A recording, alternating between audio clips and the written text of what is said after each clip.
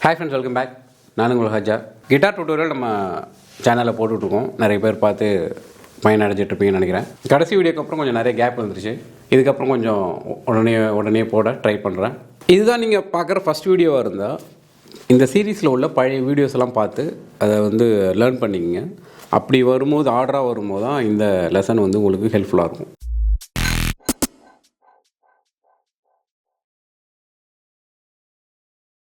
நம்ம சேனலுக்கு இதான் நீங்கள் ஃபஸ்ட் டைம் விசிட் பண்ணுறீங்கன்னா ப்ளீஸ் சப்ஸ்கிரைப் பண்ண மறந்துடாதீங்க. பக்கத்தில் இருக்க பெல் ஐக்கனை ப்ரெஸ் பண்ணிங்க. நான் போட்ட வீடியோஸ்லாம் உங்களுக்கு நோட்டிஃபிகேஷனாக கிடைக்கும். ஸோ லாஸ்ட் வீடியோக்கும் முன்னாடி உள்ள வீடியோஸ்லாம் பார்த்தீங்கன்னா இந்த ஓப்பன் பொசிஷனில், அதாவது ஃபஸ்ட்டு 4 ஃப்ரெட்டில் உள்ள நேச்சுரல் நோட்ஸ் நம்ம பார்த்தோம். எல்லா ஸ்ட்ரிங்லேயும் இண்டிவிஜுவலாக ஒவ்வொரு ஸ்ட்ரிங்கிலும் உள்ள நோட்ஸையும் நம்ம பார்த்துக்கிட்டு இருந்தோம். அதுக்கப்புறம் லாஸ்ட் வீடியோ என்ன பண்ணோன்னா கம்ப்ளீட்டாக அதில் உள்ள எல்லா நோட்ஸும் நேச்சுரல் நோட்ஸ் நம்ம பார்த்தோம். அதாவது CDEFGAB. ஸோ அது நம்ம பார்த்தோம். அதுக்கப்புறம் உங்களுக்கு அடிஷ்னலாக ஷார்ப் நோட்ஸ் சொல்லி கொடுத்தேன்.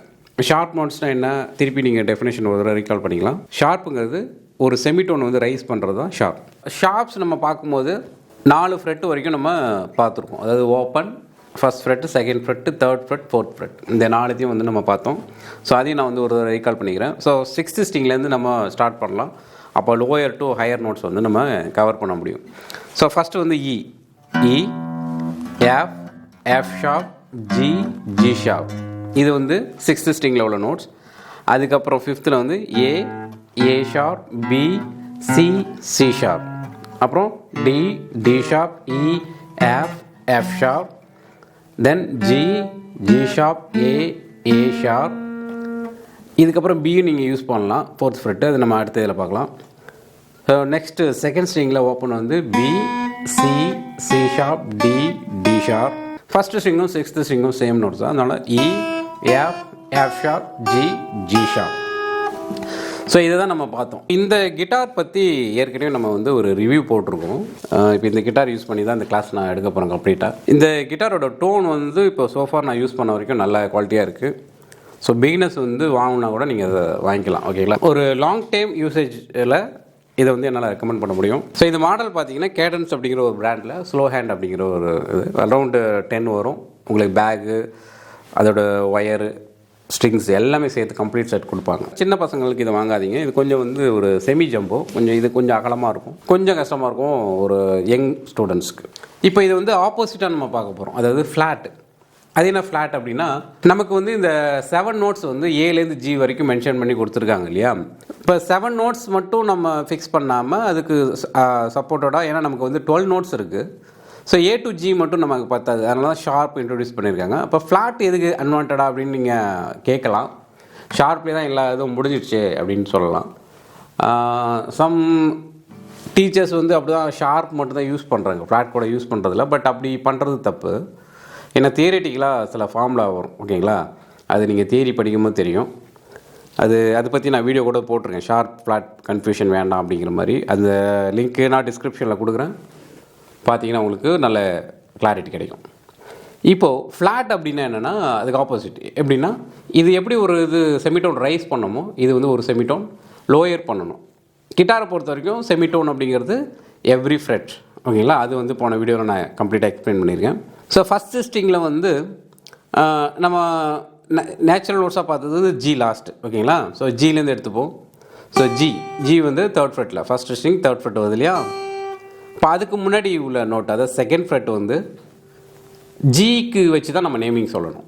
அந்த இடம் கேப்பாக இருக்குது. நமக்கு அதை ஒரு நேச்சுரல் நோட் யூஸ் பண்ணலை. ஏன்னா இது G 3rd ஃப்ரெட் G பண்ணோம், அப்புறம் ஃபஸ்ட் ஃப்ரெட் F பண்ணணும். ஓகேங்களா? அப்போ செகண்ட் ஃப்ரெட் ஃப்ரீயாக இருந்தது. போன கிளாஸில் நம்ம பண்ணும்போது F ஷார்ப்னு நம்ம மென்ஷன் பண்ணோம். ஓகேங்களா? இப்போது நம்ம பேக்கில் போகிறதுனால Gயை வச்சு தான் இந்த செகண்ட் ஃப்ரெட்டை சொல்லணும். அதனால் G ஃப்ளாட்ஸ். ஓகேங்களா? செகண்டோட நேமிங் இப்போது G ஃப்ளாட்னு வந்துடும். அப்புறம் first Fred F, open E. ஓகேங்களா? ஸோ இதை திரும்ப நீங்கள் ப்ராக்டிஸ் பண்ணுங்கள். அதாவது 3rd ஃப்ரெட்லேருந்து G flat, F, E. Okay? So இப்போ ஒன்று கவனிச்சிங்கன்னா தெரியும், Fக்கு அப்புறம் E வந்துட்டோம். Fக்கு ஃப்ளாட் கிடையாது. அதாவது தனியான ஒரு பொசிஷன் கிடையாது.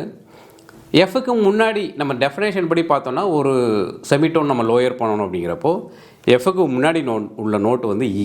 அப்போது எஃப் ஃப்ளாட்டுன்னு சம்டைம்ஸ் வந்து நொட்டேஷனில் கொடுத்துருப்பாங்க. அப்போ வந்து நீங்கள் குழம்பக்கூடாது. அது வந்து இ தான் வந்து எஃப் ஃப்ளாட். ஓகேங்களா, டெம்பரரியாக ரொம்ப ரேர் கேஸில் நம்ம வரும். ஸோ எஃப்க்கு வந்து ஃப்ளாட் கிடையாது. சரியா? So G, G flat, F, இ.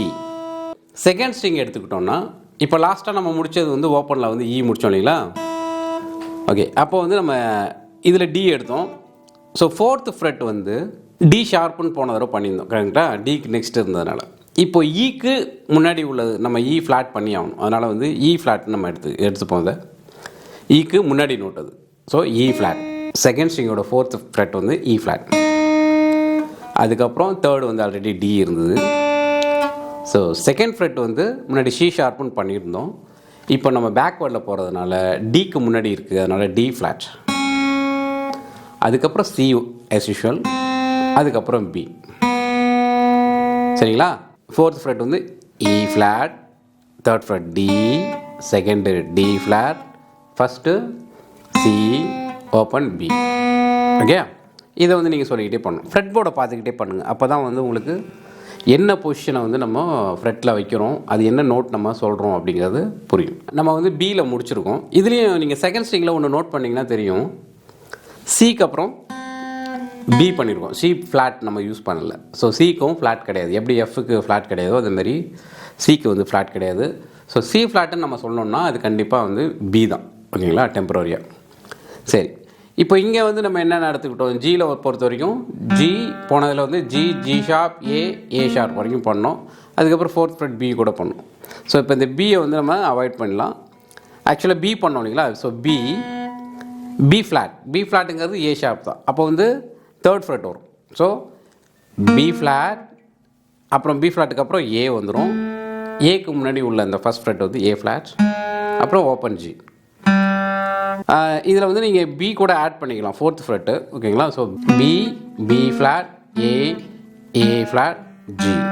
ஓகே, ஃபோர்த் ஃப்ரெட் வந்து B, third B flat, second A, first fret வந்து ஏ ஃப்ளாட், அப்புறம் ஓப்பன் ஜி. ஸோ இதை வந்து தனியாக ஒரு 20-30 டைம்ஸ் சொல்லி பழகுங்க. ஸோ இப்போ என்ன முடிச்சிருக்கோம், ஜியில் முடிச்சிருக்கோம். ஃபோர்த் ஸ்ட்ரிங்கில் வந்து நமக்கு ஃபோர்த் ஃப்ரெட் வந்து எஃப் ஷார்ப் இல்லையா? அதுதான் வந்து இப்போ நம்ம ஜி ஃப்ளாட்டாக எடுத்துக்க போகிறோம். ஏன்னா ஜி வந்து முடித்தோம். ஸோ ஜிக்கு முன்னாடி உள்ளது ஜி ஃப்ளாட், அதுக்கு முன்னாடி உள்ளது எஃப், அதுக்கு முன்னாடி இ ஃப்ளாட், ஓப்பன் டி. சரியா? ஃபோர்த் ஸ்ட்ரிங்கோட ஃபோர்த் ஃப்ரெட் வந்து ஜி ஃப்ளாட், தேர்ட் ஃப்ரெட் வந்து எஃப், செகண்ட் ஃப்ரெட் இ, ஃபஸ்ட் ஃப்ரெட் வந்து இ ஃப்ளாட், அப்புறம் ஓப்பன் வந்து டி. சரிங்களா? இதையும் தனியாக ப்ராக்டிஸ் பண்ணுங்கள். இப்போ டி முடிஞ்சிச்சு இல்லையா? ஃபிஃப்த் ஸ்ட்ரிங்கோடைய ஃபோர்த்து ஃப்ரெட்லேருந்து ஆரம்பிப்போம். அது வந்து டி ஃப்ளாட். சரியா? அதுக்கப்புறம் தேர்ட் ஃப்ரெட் வந்து நமக்கு ஆல்ரெடி சி தான் பண்ணியிருந்தோம். சி, அப்புறம் பி பண்ணியிருந்தோம். அது வந்து மாறாது. ஓகேங்களா? நேச்சுரல் நோட்ஸ் மாற்றக்கூடாது. அதுக்கு முன்னாடி உள்ள நோட்டு வந்து பிக்கு முன்னாடி இருக்கிறதுனால பி ஃப்ளாட். ஓகேங்களா? ஓப்பன் வந்து ஏ. ஓகே, ஃபிஃப்த் ஸ்ட்ரிங் மறுபடியும் ரீகால் பண்ணுறேன். ஃபோர்த் ஃப்ரெட் வந்து டி ஃப்ளாட், தேர்ட் ஃப்ரெட் வந்து சி, செகண்ட் ஃப்ரெட் வந்து பி, ஃபஸ்ட் ஃப்ரெட் வந்து பி ஃப்ளாட், அப்புறம் ஓப்பன் வந்து ஏ. சரியா?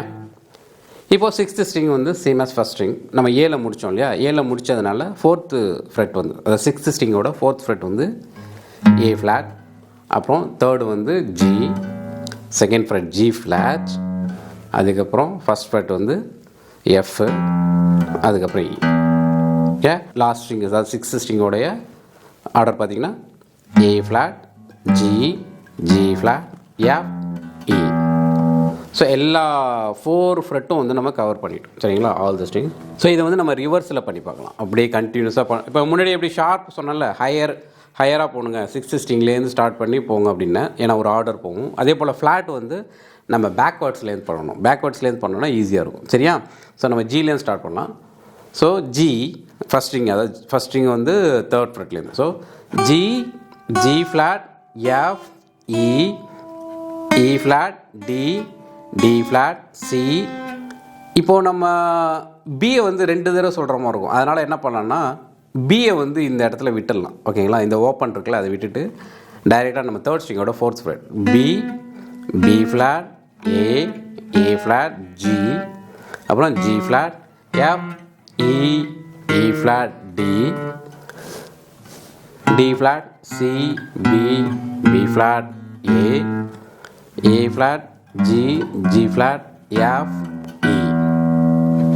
ஸோ இதுதான் வந்து கம்ப்ளீட் ஃப்ளாட் நம்ம பார்த்துருக்கோம் ஃபஸ்ட்டு ஒரு 4 ஃப்ரெட்டுக்கு மட்டும். ஸோ அடுத்தடுத்த கிளாஸில் இந்த 4 ஃப்ரெட்டு இல்லாமல் நம்ம எப்படி எக்ஸ்டெண்ட் பண்ணுறது அப்படிங்கிறதையும் நம்ம பார்க்கலாம். இப்போது இது வரைக்கும் நம்ம ப்ராக்டிஸ் பண்ண கம்ப்ளீட் நேச்சுரல் நோட்ஸு 4 நம்ம எல்லா ஸ்ட்ரிங்கிலும் உள்ள இந்த 4 ஃப்ரெட்டுக்குள்ளே உள்ள நோட்ஸை வந்து பண்ணியிருக்கோம். அதுக்கப்புறம் போன கிளாஸில் வந்து ஷார்ப் நோட்ஸ் பண்ணியாச்சு, ஃப்ளாட் நோட்ஸ் பண்ணியாச்சு. ஸோ இந்த கம்ப்ளீட் 4 ஃப்ரெட்டு வந்து இப்போ உங்களுக்கு அத்துப்படி. ஓகேங்களா? இதை வந்து நீங்கள் என்ன பண்ணணுன்னா ரெகுலராக ப்ராக்டிஸ் பண்ணணும். இதை வந்து நம்ம விஷுவலாக ஒரு கேம் மாதிரி கூட பண்ணலாம். அது ஒரு musictheory.net அப்படிங்கிற ஒரு வெப்சைட் ஒன்று கொடுத்துருக்காங்க. அவங்களோடது ஒரு ஆப் கூட இருக்குது, iOS ஆப்பு டெனுட்டோ. ஸோ அது கூட யூஸ் பண்ணி நீங்கள் பண்ணலாம். அதுக்கான லிங்க் வந்து நான் உங்களுக்கு கொடுக்குறேன். சரிங்களா? அந்த கிளிக் பண்ணிங்கன்னா இந்த எக்ஸசைஸ் பேஜ் ஓப்பன் ஆகும். அதில் வந்து நீங்கள் இதை ப்ராக்டிஸ் பண்ணலாம். ப்ராக்டிஸ் பண்ணுங்கள். ப்ராக்டிஸ் வந்து ரொம்ப முக்கியம். ப்ராக்டிஸ் பண்ண தான் உங்களுக்கு அது வந்து இன்னும் ஃபெமிலியர் ஆகும். ஏன்னா இது 4 ஃப்ரெட்டு தான் நம்ம பண்ணியிருக்கோம் இது வரைக்கும். அதுக்கப்புறம் நிறைய போகணும். இதை பொறுமையாக ப்ராக்டிஸ் பண்ணிங்கன்னா வந்துடும். ஆன்லைனில் கீபோர்ட், கிட்டார், பியானோ கிளாஸஸ் எடுத்துக்கிட்டு இருக்கேன். 1-to-1 live sessions. So world wide பார்த்திங்கன்னா எனி கண்ட்ரீஸ் வந்து நான் கிளாஸ் எடுக்க முடியும். நார்மலாக வந்து ஒரு ப்ளே பை இயர் கேட்குறத வாசிக்கிற ஸ்கில்லை டெவலப் பண்ணுறதா இருந்தாலும் சரி, இல்லை ட்ரினிட்டி காலேஜ் ஆஃப் லண்டன் அவங்களுடைய சிலபஸ், அதாவது கிரேட் அப் டு 8 கிரேட்ஸ் வரைக்கும் நீங்கள் வந்து ப்ராக்டிஸ் பண்ணிவிட்டு அவங்கள்ட்ட எக்ஸாம்ஸ் நீங்கள் போக முடியும். ஸோ அதுக்கும் நான் ப்ரிப்பேர் பண்ணி தரேன். உங்களுக்கு ஆன்லைன் கிளாஸஸ் ரெக்யர்மெண்ட் இருந்துச்சுன்னா கீழே உள்ள லிங்க்கில் எனக்கு உங்களுடைய டீட்டெயில்ஸ் அனுப்பிச்சி விடுங்க. நான் திரும்பி உங்களுக்கு மெசேஜ் அல்லது கால் பண்ணுவேன். நம்ம சேனலில் நிறைய வீடியோஸ் போட்டிருக்கோம். அதோட வீடியோ செக்ஷன் போய் பாருங்கள். கீபோர்ட், கிட்டார், அந்த மாதிரி இன்ஸ்ட்ருமெண்ட் டுட்டோரியல்ஸ் மட்டும் இல்லாமல் லாஜிக் ப்ரோ, FL ஸ்டுடியோ, அதுக்கப்புறம் மியூசிக் ப்ரொடக்ஷன் டிப்ஸ், ட்ரிக்ஸ், இது மாதிரி நிறைய வீடியோஸ் வந்து நம்ம போட்டிருக்கோம். கண்டிப்பாக உங்களுக்கு இதெல்லாம் ஹெல்ப்ஃபுல்லாக இருக்கும் நம்புகிறேன். இந்த வீடியோ ஏதோ ஒரு வகையில் உங்களுக்கு பிடிச்சிருக்கும் நம்புகிறேன். லைக் பண்ணுங்கள், ஷேர் பண்ணுங்கள். உங்களுடைய டவுட்ஸ் எதாவது இருந்துச்சுன்னா கமெண்ட் செக்ஷனில் கொடுங்க. மீண்டும் இன்னொரு வீடியோவில் சந்திக்கலாம். நன்றி. Bye bye.